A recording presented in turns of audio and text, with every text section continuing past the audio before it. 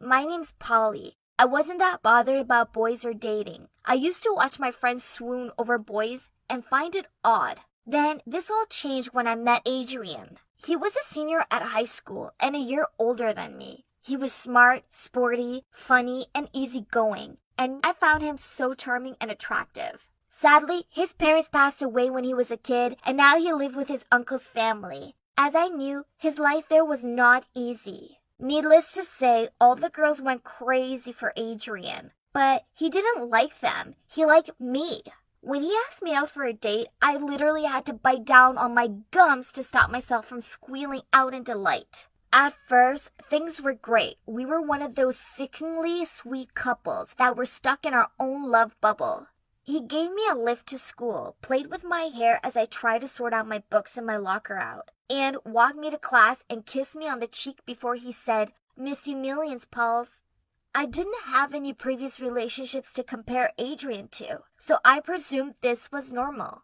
Everyone liked Adrian. My friends thought he was the coolest guy ever and were quite happy to have him hang out with us all the time. I introduced Adrian to my parents and they instantly gelled to him. He was so good at the timing compliments and saying the right thing at the right time. After he left, Mom wouldn't stop going on about how he was such a charming boy, and Dad told me to bring him around tomorrow as he wanted to show him his vintage toy car collection.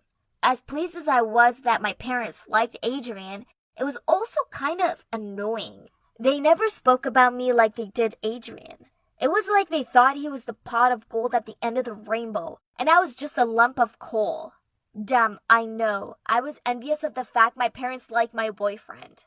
I mean, hello. Surely if they hated him, it would have been way worse. So I invited Adrian around after school. As our relationship continued, his bond with my parents grew.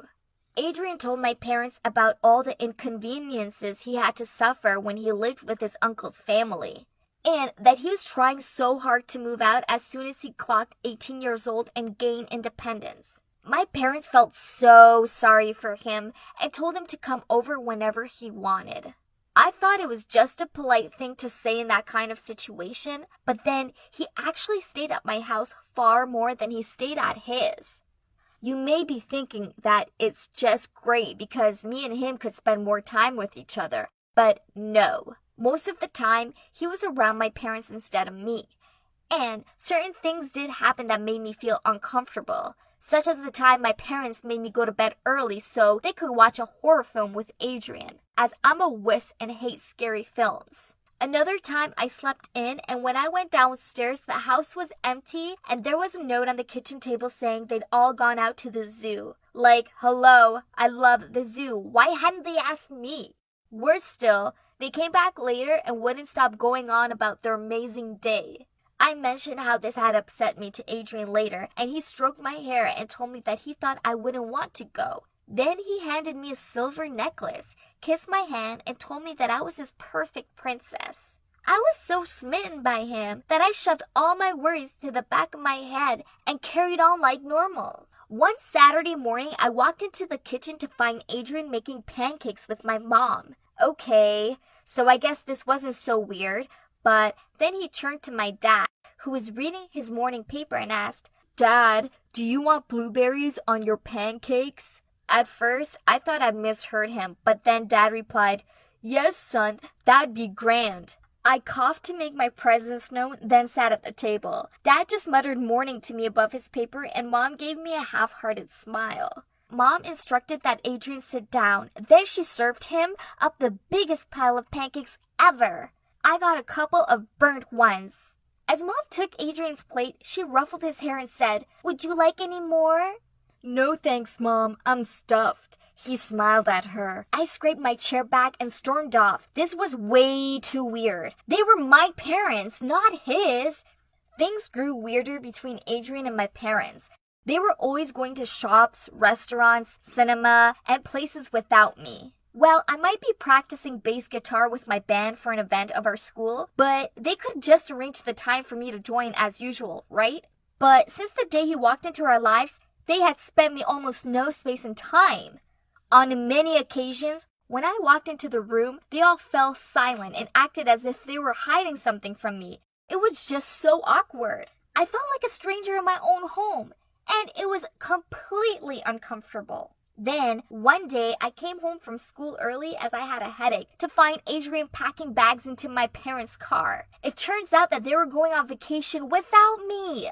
Adrian suggested my parents take a wedding anniversary trip, and he told them that I would be performing on stage on that day, so they ended up preparing to go without even telling me a word. I totally freaked out. It was like I was finally seeing Adrian for who he truly was, a manipulative rat. Was he trying to steal my parents or what? I told him it was over and demanded that he leave me and my family alone right now. I expected my parents to take my side, only they didn't. They told me how I was behaving made them ashamed of me, and that when they returned from their vacation, and if I still held that such a selfish grudge, I better have left the house. Now, it's a month later and I'm staying at my friend Jenny's house. She's the only friend that's finally figured out what Adrian's really like. All the rest have been too manipulated by him.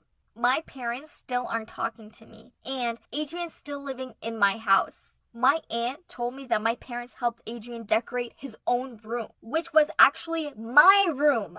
And he'd been introduced to all my cousins and relatives as their son. I loved Adrian, and I believed he loved me too. But now I know that it was all a lie. He manipulated me to worm his way into my life and steal it. I don't know what to do. I just want my life back. But how do I make my parents see Adrian for the true fraud he is?